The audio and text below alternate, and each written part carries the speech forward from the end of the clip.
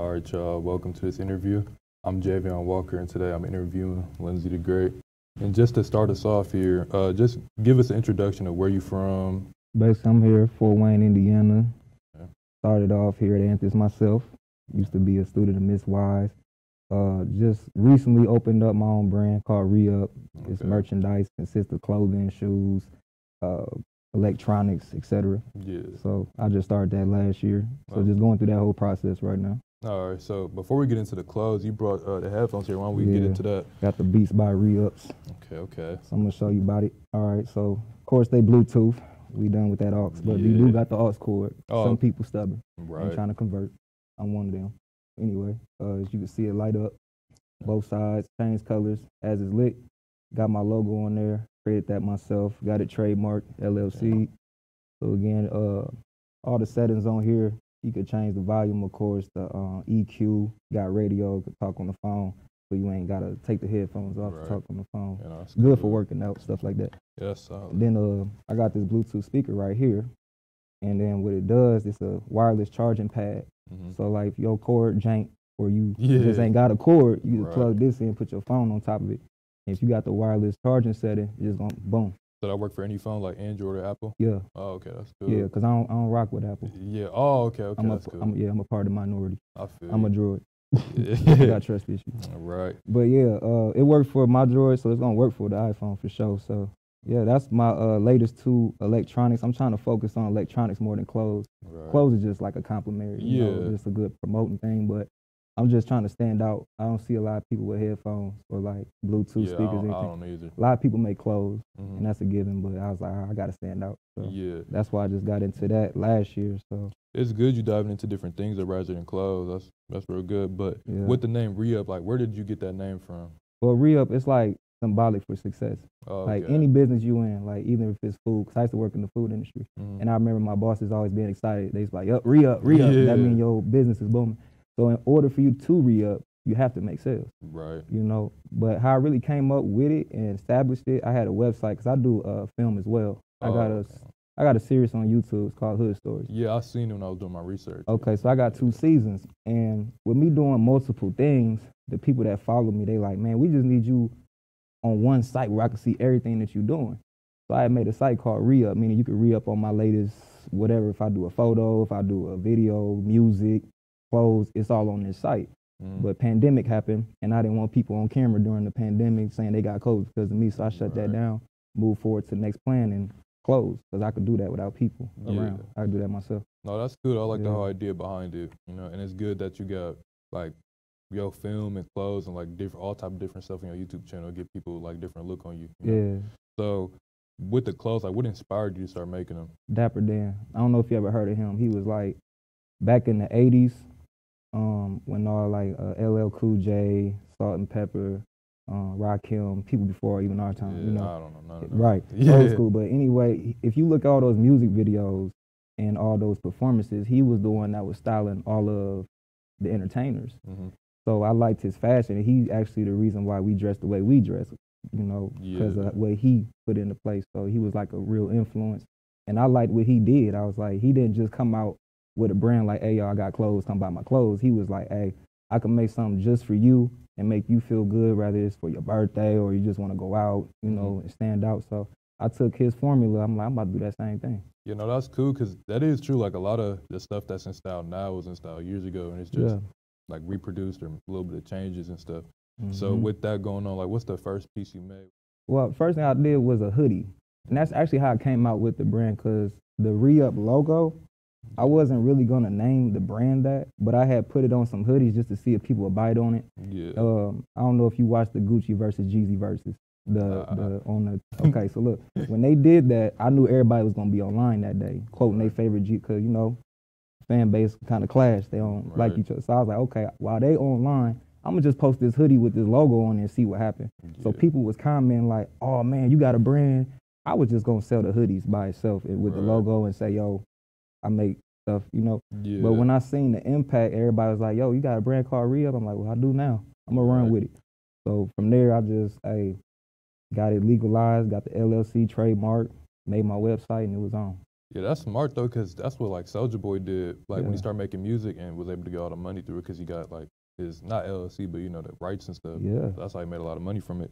But next, how was the creative process when you made the hoodie? Like, was it like screen printed? Did you like have a website, or how'd you make it? Well, first, okay, so I made the logo on the computer. Then I went to shout out to Daylon Banks. He on Lafayette at Buchanan. He make custom T-shirts. He usually just do it for like funerals, birthday party. He's not like a clothing designer. Yeah. But I told him, I said, look, I just need 2 hoodies. So he actually did the vinyl printing. Oh yeah. You know, and it was like it was kind of the quality where if you washed it, you could see it was string and it'll just. I was like, I don't want that. So eventually, also my demand was too high for him because I would get customers in the middle of the night because I got overseas people too. That's on different time, you know. So they be like, hey, I want this right now. So I called a dude like, hey, can you make this? And it's like, oh, we open at this. I said, I got to cut that middleman stuff. So I ended up getting a hold of some vendors online. Yeah. So now, literally like last week, I had woke up to 2 orders. In my sleep, I had 2 orders and I'm able to reach out to the vendor, say, hey, ship this to this address. They just make, place the order. Instead of waiting on this guy I'm going to directly. Right. You know. Yeah, that's cool. So also with the creative process, like you just got somebody online that'll make it for you, just ship it, and you just kind of like stay away from it. Yeah. So so what happens is they'll give me a template. Like this jacket, for example. Let's go off this jacket. This started off all white. Yeah. Plain white. You know, most people have a template already, like, okay, just put your logo on this design we made for you. I don't really like that because I'm more picky. So I was like, okay, what I do is they'll give me the template. So then first thing I do, all right, get your color of the whole thing. So I made it navy. Went on Google, typed in tan. Just took a tan pictures, minimized it, made the stripes. Typed in checkers, put it on there. So when they get the template, I send it off to the vendor. And they take that template that I made and they print it off on their end. And I use their equipment because these are the same people that you see like Nike going through, all the bigger businesses going through. And that's why you got to order in bulk because they're not used to small companies. Yeah, they used to dealing with corporations that's ordering 50,000 at a time and all that. So I said, I just want the quality to match the price. So I went out and that's the process of it. I just sit at home, make the design, call them, hey, design done, send it. They print it, ship it. Yeah, that's cool. Like I would want to do that because like I don't want to mess up something, you know, that's risky in my head. Yeah. But along with, you was talking about how you like put up your site when like the Gucci Mane thing was going on. Yeah. So on your YouTube, I was doing my digging and you had some freestyle videos. So like, is hip hop related to your brand or like? Of course. Like, how would you describe it? Because hip hop is the culture now. Right now, everybody that don't even listen to hip hop dress like the rappers that don't even know why they dressing like it. Because they don't listen to it. But then they'll watch a music video like, oh, so that's why everybody wearing that. Yeah. We the culture, we the influence. So everybody looks at hip hop as what's the latest, what's the newest thing, what's the newest, coolest thing. So I'm going to dress how people want to dress like people on the TV. So I'm like, well, he wearing that stuff. I'm about to make something like that.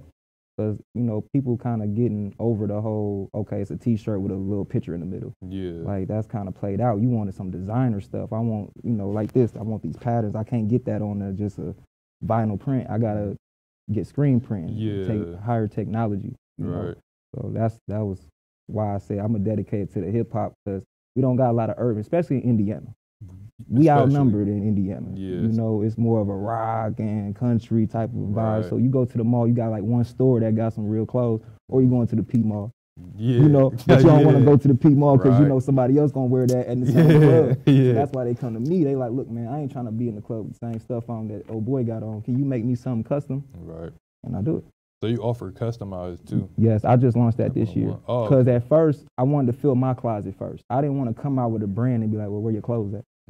I had to get my clothes first, you know, fill my closet. Now my website is to the point where if I didn't touch it today, it's still enough to last where people got enough options. It ain't like, oh, he only got 3 sweaters. I got whole categories, catalogs.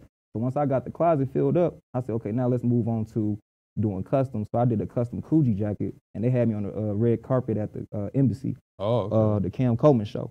So I had the Coogee. I took a Coogee design, put my logo on it, and let them know, like, yo, this my only jacket. I'm not, because they were like, how much for that? I'm like, no, these custom. So that's when I got the inboxes. Like, let me get one. Let me get a custom. I got a design. I got a color scheme to match these J's or to match these Tims. And that's why I made this, because I couldn't find nothing to match my Tims.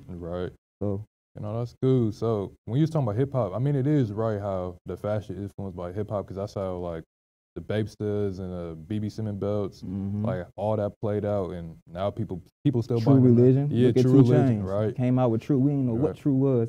Yeah. Now everybody had this 2012, 2011. Yeah. Chief Keef had a big impact on True Religion too. Right. And they just came out with a new one, like with Supreme. If you know what that brand is, they just did they doing a lot of brand collaborations. Like I seen Gucci and North Face. Oh yeah, I seen that together. too. It's a lot of brands doing collaborations. So I feel that too, like the fashion and hip hop kind of going hand in hand. Yeah. But with the one-on-one pieces, so like, how would somebody come to you for one-on-one pieces? Do you with the process of making it, like, do you just contact the vendor or are you making it yourself? Well, basically, okay, so say you got a birthday party coming up, you want something custom. You just like, hey, Lenzy, man, I need this. So I'm gonna ask you first, like, do you have a specific design that you want? And if you do, send me pictures, send me examples, and I'll make it. But like yesterday, I just made a custom. He didn't have no idea what he wanted. He just knew what colors he wanted because he got some shoes to match them. Yeah. So that process would be, okay, inbox me, tell me what you want. I'm gonna send you 3 designs, and you choose from those 3 that I did. And then that's it. They make their order. Contact the vendor.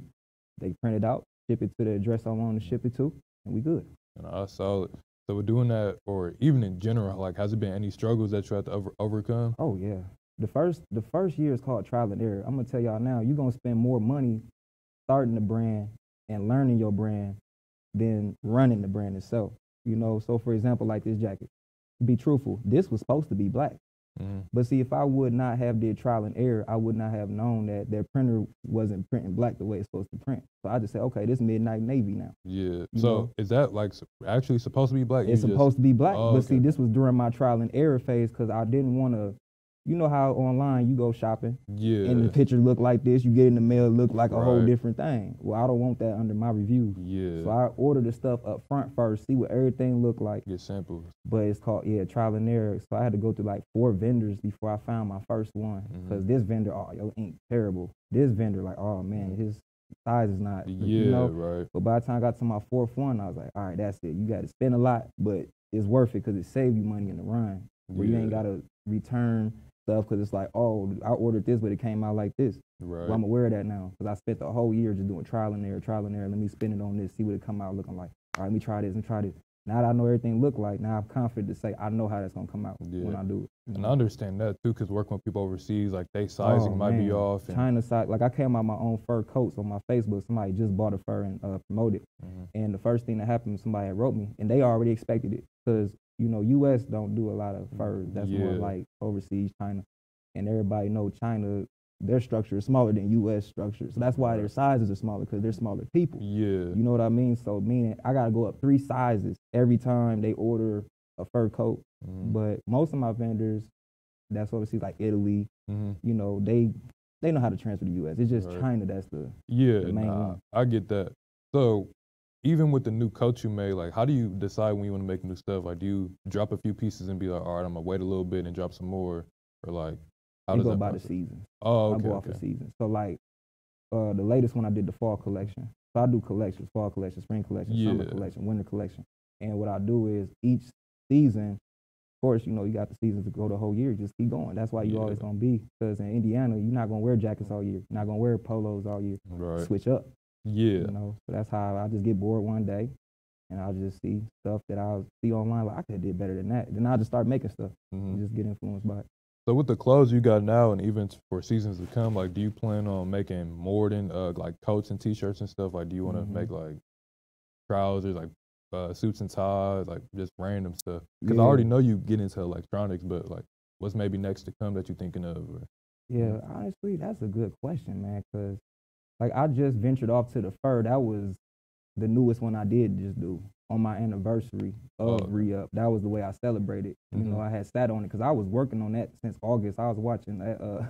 I was watching that Razor Cannon on Netflix. Yeah. And I seen that dude Unique. He had that fur on. I'm like, man, if I come out with a fur line, because I like fur. I've been wearing fur since high school. People know about it. Yeah. So they like, man, Lenzy come out with fur. I know it's what's up. Right. But I worked on that in August. It came, and then I waited till November to release it.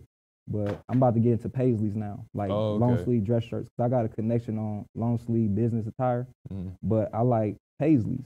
But the paisleys they make now is just kind of like outdated. I want to just modernize it, make it, put some flavor on it. Nah, paisley nice is a good. So it don't look like too much of a, no disrespect to the elders. Right. But I'm saying, like, as a youngin', you want to go in like, okay, he got his business attire, but he still look fly. He don't look like he at the barbecue. Yeah. The old man at the barbecue, you don't want to look like that. You know?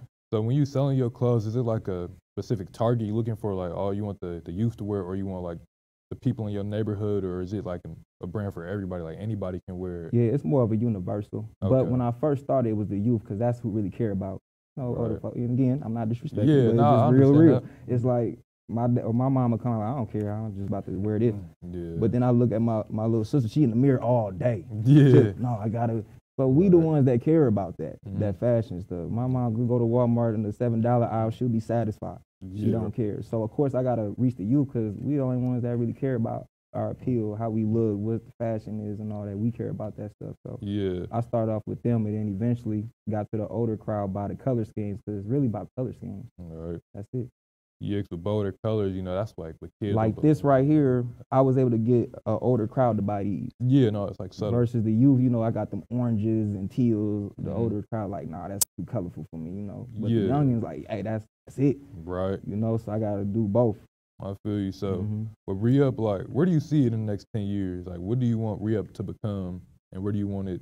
Like, what do you want to fix? Maybe just something in general. Like, where do you see it in 10 years? Reup gonna be it's gonna be exactly how Dapper Dan had it, where if you don't got a piece made by Reup, you not popping. Yeah. I want to be the stylist. I want to be the one that dress up all the entertainers, dress up all the big people that's really, out there doing their thing. So I want to be the one that style them. That's what I'm on. So you kind of want to like stop making clothes and just be a stylist? That's what I really want to do because like how it is today, a lot of people wear brands just because of how much it costs. Yeah. So I can go in the club with Versace on and it may be the ugliest sweater though. I mean, it ain't got nothing on it but just a V on it. Right. But they know I paid a top ticket for that. So just off that alone, they gonna respect that. So that's why I'm like, I want to wait till I get to that status where they feel like, okay, re-up mean you got money. Right. I'm humble. I know I ain't there yet. No, yeah. Somebody walking here right now and they don't know what it is. They're like, well, what's that? I ain't seen that. But once we pop, it's like, okay, now I could come out with my brand because we're influencing people, but it's going to start with the influencers. Yeah. So if I get a hold of a celebrity and he be like, man, can you make this for me? Then they be like, dang, where you get that from? Then I put my site on there. Then they might bite on it. Yeah. But it's a respect thing. It's levels. You can't just come out like, I'm popping. No, you got to put some respect on your brand. Make them like, why do I feel I should buy your clothes? Exactly. So even with that being in the future, like, do you think of, well, maybe not even 10 years, but a little later, you want to do like runways maybe? Or like, or do you kind of, well, if you want to be a stylist, I understand that, and you kind of just want to drift away from the like brand, just be a stylist. But do you see maybe doing like some runways or some like campaign videos on TV or not? Not really. I mean, I would just be a piece of that, meaning like what you got on? Oh, this re-up. Yeah. That's how I would be there. But what I really want to focus on, again, like these electronics, I'm bringing my series back because I had to cancel my series because it was like, okay, we got Nike on all these videos. If somebody was to come and pick up our series and put it on Netflix, we would have to pay Nike. We have to pay everybody that's on there.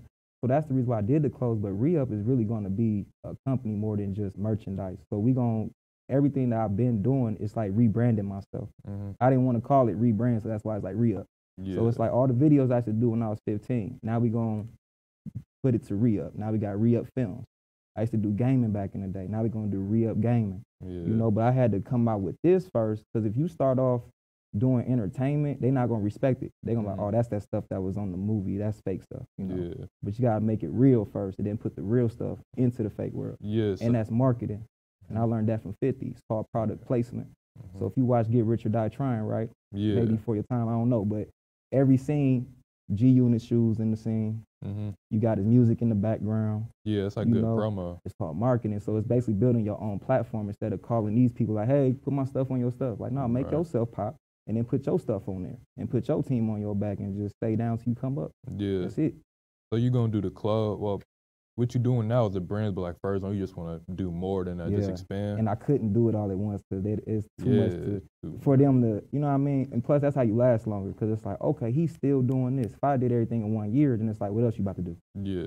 you know. And plus, you coming out with new stuff like electronics, and I don't know what's gonna come in the future. So that's definitely gonna be like exciting to see for the youth, and not even the youth, older people, because like anybody can really buy them headphones. I can buy it, Miss Wise can buy it. Like, that's anybody. my point. Ain't no sizes on that. Yeah. With this, it's okay. What's the size? What's the I can't buy a bulk of shoes because then I gotta get every size. Where I can get a bulk of this, everybody head, somebody head gonna be able to fit them. We gotta just hopefully, I don't know. Right. Either way, we gonna make it work. Yeah. So that means that's universal. Everybody can buy it.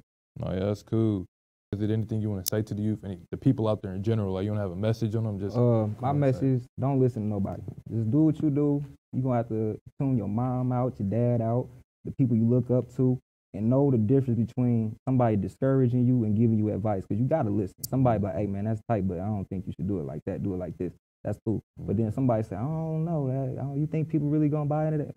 Discouraging me. Because them be the same people that come back to you like, man, congratulations. I didn't think you was going to be able to pull it off. So just listen to yourself, stick to your tuition, take your time, and build yourself up. Quit waiting on somebody to knock on your door. Be the opportunity instead of looking for one, you know? That's it. Yeah, I hear that. I'm listening to that advice myself, but that's good advice, man. I appreciate you coming out and doing this interview with me. As long as everybody in the class, we appreciate it. And that's been JVN. We're going to wrap this interview up, man. Hope everybody have a good one. Peace.